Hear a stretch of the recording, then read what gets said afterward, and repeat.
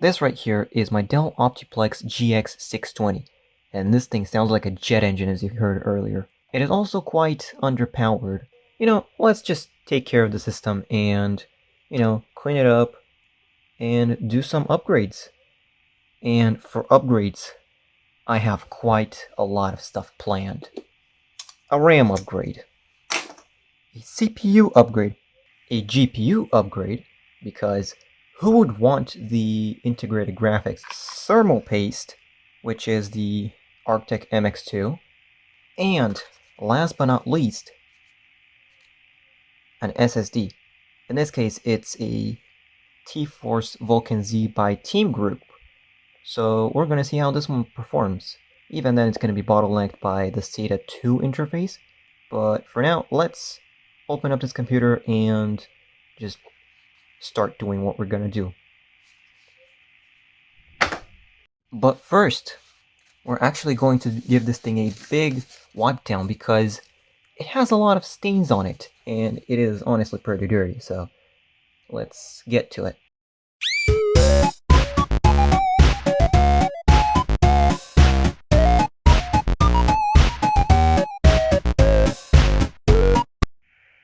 Okay, I wiped it down as best as I could, so it's time to open it.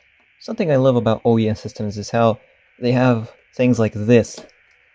You just slide it aside, and you open up the cover, which is obviously quite dirty, so we're going to take care of that as well. And the side panel cleaned up quite well. Now, as you can see, it doesn't have its original hard drive. It's a 500 gigabyte Hitachi that I just threw in because why not? And the fact that the original hard drive, which is an 80 gigabyte Seagate Barracuda, decided to just work whenever it decides to. So I just swapped in this one and it works perfectly. It's also in pretty good health according to Crystal Disk Info.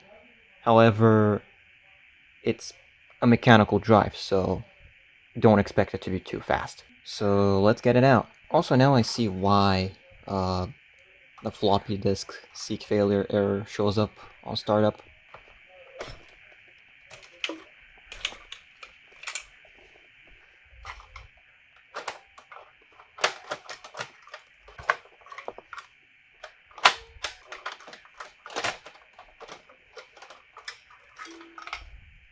And now we have access to the RAM slots. Let's pop them out. And those are 2 sticks of 512 megabytes of RAM, making it for a total of 1 gigabyte. And it's perfectly okay for XP, but not 7, so we're gonna max this thing out with 4 gigabytes of RAM, as you saw earlier. However, we're also gonna have to remove this cooler, which is only held down by 2 screws, so let's get to those screws and get it out.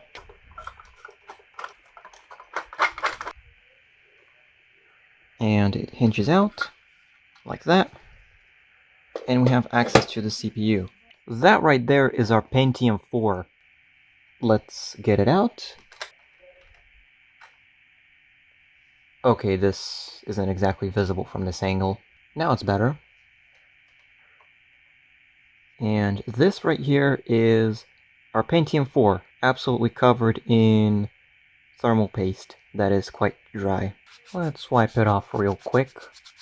And there it is, our Pentium 4 640 with a 3.2 GHz clock speed, 2 MB of cache, and an 800 MHz front side bus. And over here is our Core 2 Duo E8400. Now, I don't really expect this to work out of the box. I have upgraded it to the latest firmware that it supports, the latest BIOS firmware. But there is a chance that this might not work. Let's get right to it.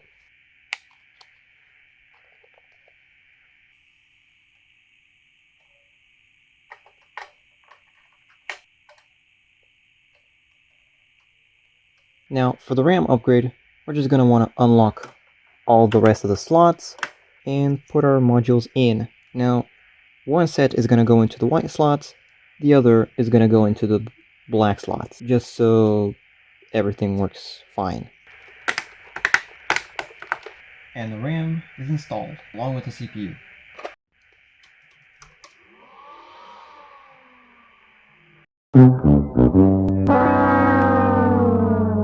Well, this was expected. I guess we're going back to the Pentium 4.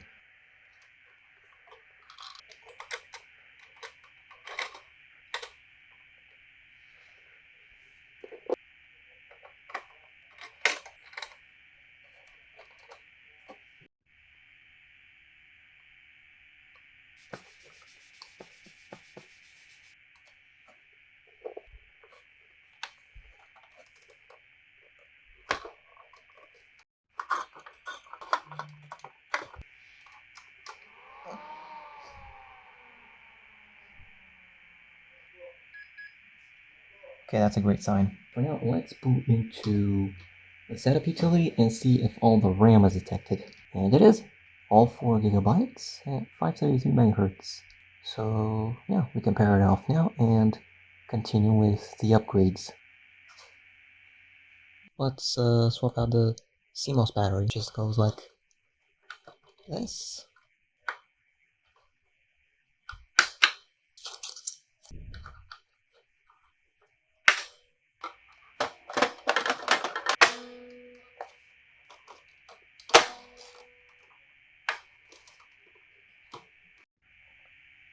Okay, here's the thing. I have this GeForce 7300 GT, and even this would be an upgrade from the integrated graphics.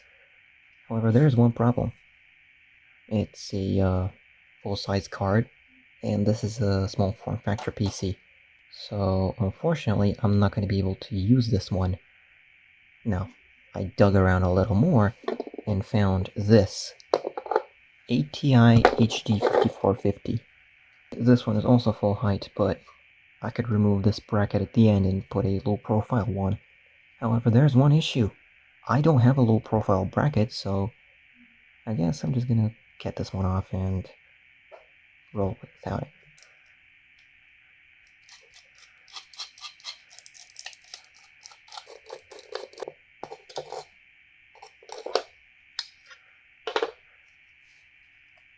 And this is it. HD 5450 low profile. It looks so weird without a bracket. Let's install it. And the way you install the graphics card is actually completely toolless and quite easy. You pull up on this blue lever, you fold this over, take out the bracket that corresponds to the PCIe slot, and then you just take your GPU and just slot it in like so. Close this down, and just like that, your GPU is installed. Now, if it has a bracket, it wouldn't be moving around, but since I don't have my low profile bracket, it has to be wobbling around like this. Now let's move on to the SSD. Just like everything else in the system, the hard drive is also mounted in a toolless way. In fact, it's actually mounted without even using screws. So you just pull these up, and then you push the drive through this little window, and that is how you get the drive out.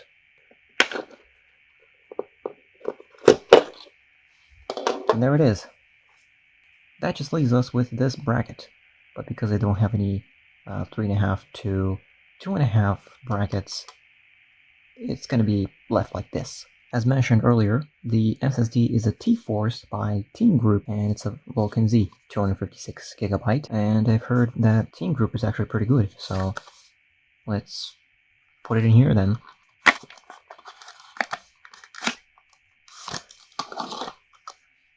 Okay, this one actually looks pretty cool. And it's just your average SATA 3 SSD. Let's install it. And the SSD installation goes a little something like this. You just plug in the SATA data connector, and then the power connector. And you can leave it free floating inside the case, because nothing's going to happen to it. This is just flash storage. I'm going to mount the caddy. Let the SSD lay in there like that, and Yeah, I think we're good. This thing is so lightweight, it's not gonna move anywhere, so we're good. Well, unless the cables move around. And I think we're pretty much done with this computer in terms of hardware upgrades. So it's time to close it down and install Windows onto this SSD.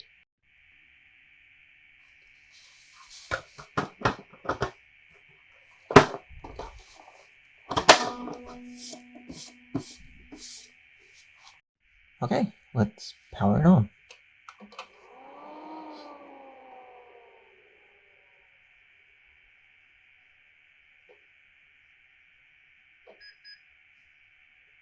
No boot device available.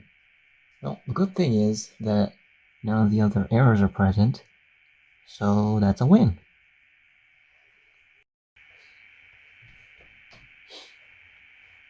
We got the 4 gigs of RAM.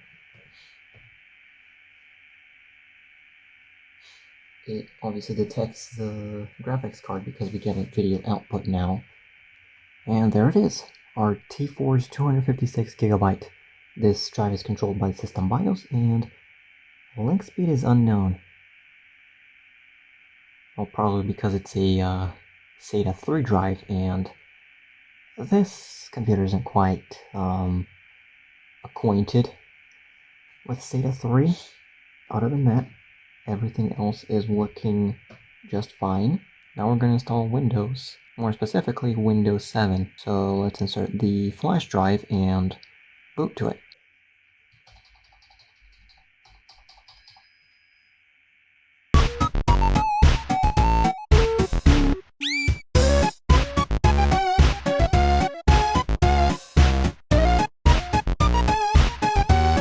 Why do we have a Windows 10 loading screen? Well, here's the thing. This version of Windows 7 has actually been modified to work with UEFI, but this isn't a UEFI system, so yeah, it's not really going to benefit from that. English United States, install now.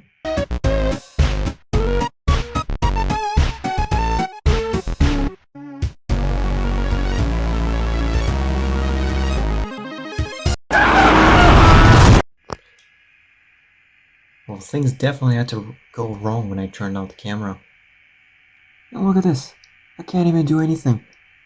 Can't even install Windows because all the options are just grayed out.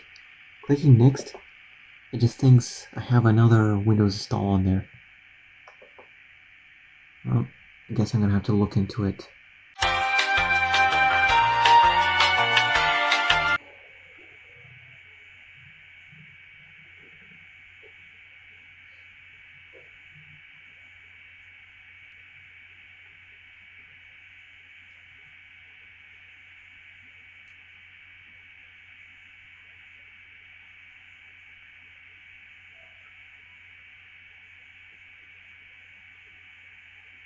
And we're at the desktop.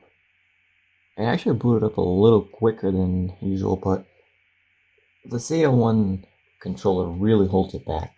So this is about as fast as we're gonna get it.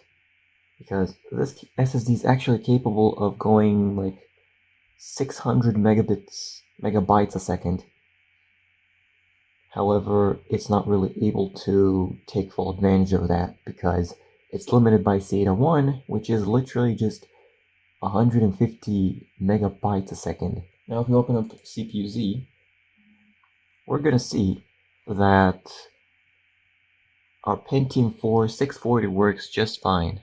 And we were not able to install the Core 2 Duo, unfortunately, but you win some and you lose a couple hundred.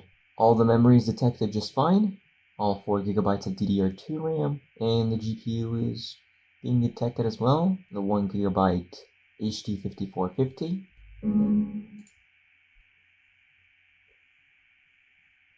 And there we go, we have more detailed info about it. And as you can see, the temperature is slowly rising because this is a passively cooled graphics card. And eventually it's going to get to like 70 degrees Celsius, at which point it's going to stay there comfortably and not change.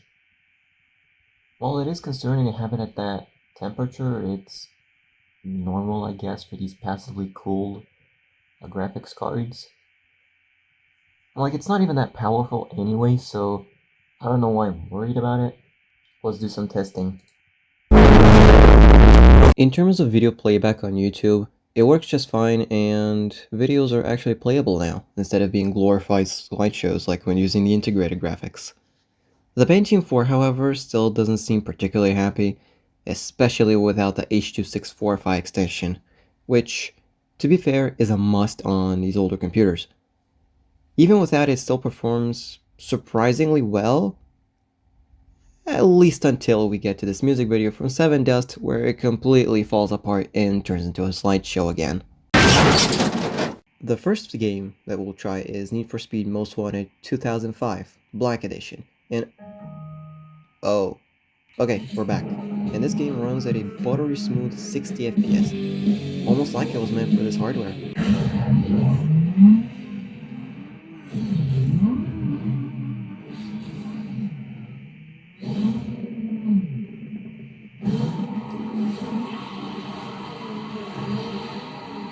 I don't really know what else to say about it other than the fact that I should stop before I spend the entire day playing it instead of actually finishing this video and publishing it. Next up is Zuma Deluxe. This one is pretty self-explanatory.